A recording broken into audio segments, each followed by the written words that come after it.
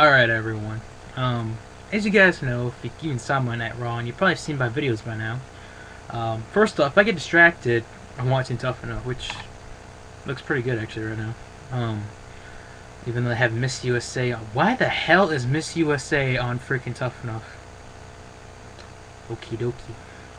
Alright, so, Raw goes off the air. And before Raw goes off the air, we get an early WrestleMania 28. Now you guys remember, WrestleMania is in 28 is in Miami, Florida next year, April 1st, April Fool's Day. Um, and we had a confrontation between The Rock and John Cena, and the challenge was made. The challenge was made. Cena wanted to face The Rock right then and there, basically. Rock says, "I got a better idea. How about you and I go one on one next year, WrestleMania 28, the showcase of the Immortals, The Rock, the People's Champion, versus John Cena."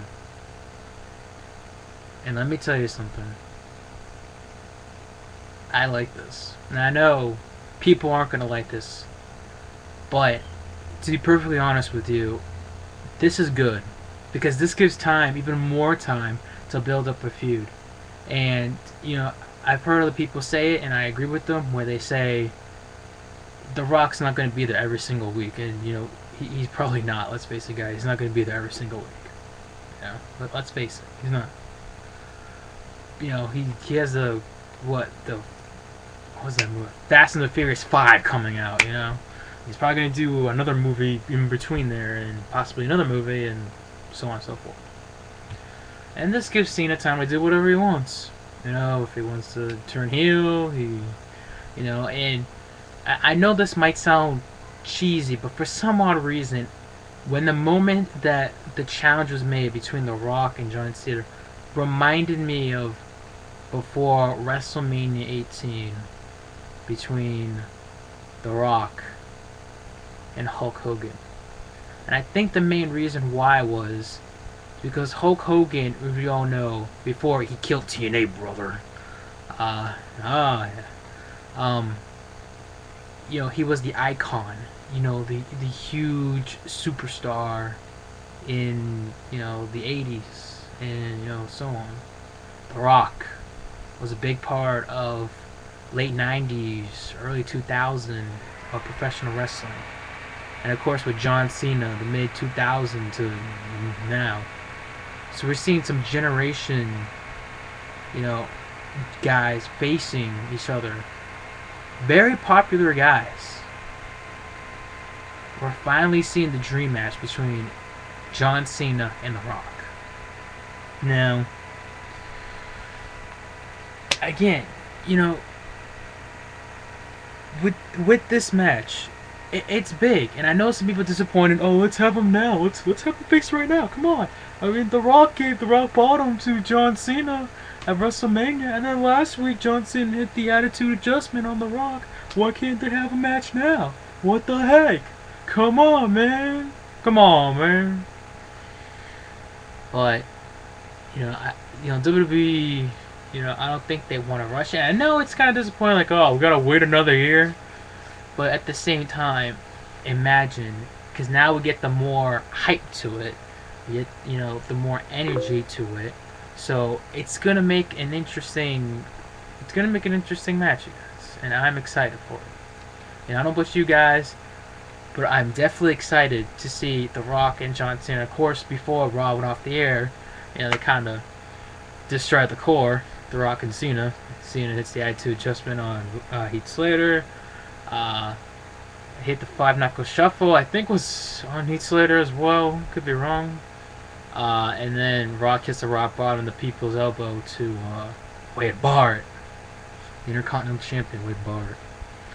And by the way, what's up with, speaking of champions, what was up with Sheamus? I understand he's the United States champion, wearing those red, white, and blue, like Jack Swagger or whatever thing going there. Oh, patriotic. I'm the Celtic warrior fella. I'm wearing American colors. Anyway, but back to Cena and Rock. It should be fun. I think it should be good.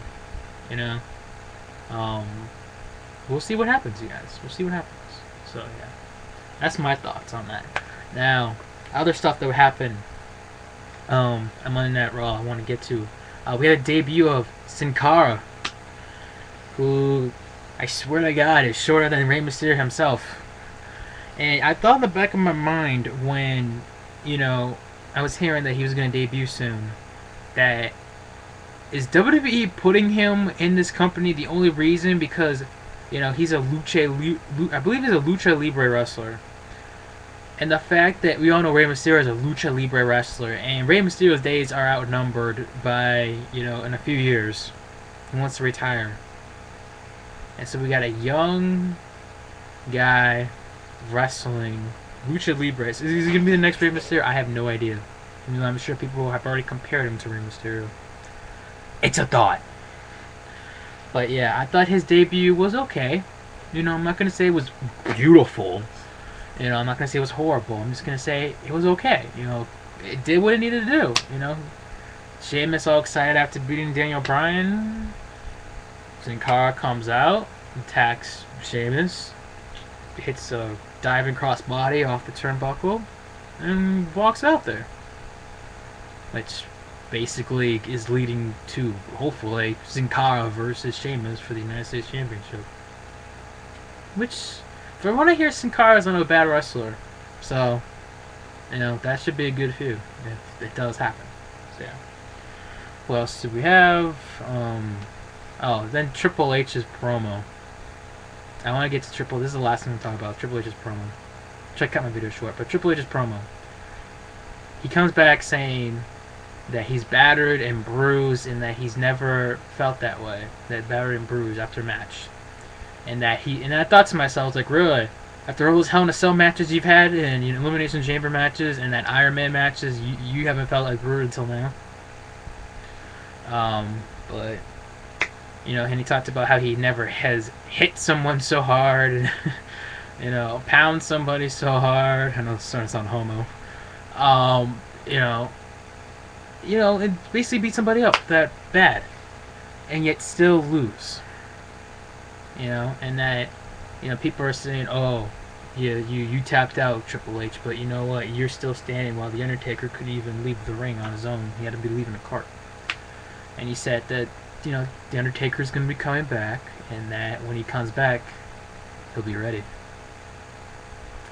So yeah, we're probably going to see Undertaker versus Triple H rematch. Where should they have it at? I guess SummerSlam, because it gives plenty of time for, I won't say plenty of time in the world, but it gives a good amount of time for Undertaker to heal, and then, it's one of the big events for WWE, SummerSlam, especially making up from last year's SummerSlam, good lord. I swear, the only good thing last year's SummerSlam was freaking Daniel Bryan's return. That was it. Hey, look, it's Alicia Fox's sister. I don't know if you guys noticed that, except for she's prettier in my opinion. But anyway, so yeah, that was it. With I wanted to give my thoughts. I already gave my thoughts on The Rock versus Cena next year, WrestleMania, Sin Cara's debut, Triple H's promo. So yeah, I hope you guys enjoyed the video. I want to know what you guys thought. What do you guys think of Rock versus Cena? Is it a good thing? Is it a bad thing? I want to know why. The Sin Cara debut, and last but not least, Triple H's promo about The Undertaker. And should they have a rematch?